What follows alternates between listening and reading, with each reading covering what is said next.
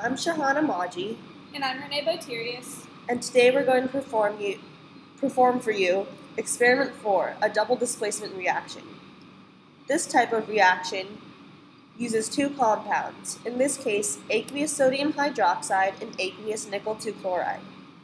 These reactants will form two products that switch cations and anions, forming aqueous sodium chloride and solid nickel hydroxide. Sodium chloride is soluble in water, whereas nickel hydroxide is insoluble in water according to solubility rules. Alright, so first we're going to switch over to Late Night Labs and show you the reaction that occurs. So we're going to pull down two beakers for the two solutions that we're going to be using. We're going to click over to the Materials tab and grab the sodium hydroxide, the 1 molar sodium hydroxide, and add 15 milliliters into the beaker. And next we're going to pull down the nickel 2 hydroxide, the nickel 2 chloride, and add 6 milliliters into the beaker. So as you can see, this nickel has a green color, and that is simply because green is a common color for nickel. And so now for the actual reaction, we're going to pour the nickel 2 chloride into the beaker that contains the sodium hydroxide. Just going to pour all of it in, and we're going to zoom in to be able to see what happened a little closer.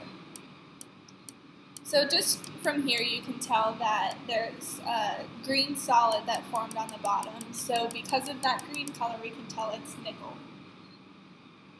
And in this case it's nickel hydroxide that forms. And this also lines up with the solubility rules like stated before, which show that all hydroxides are insoluble except for sodium, potassium, and barium.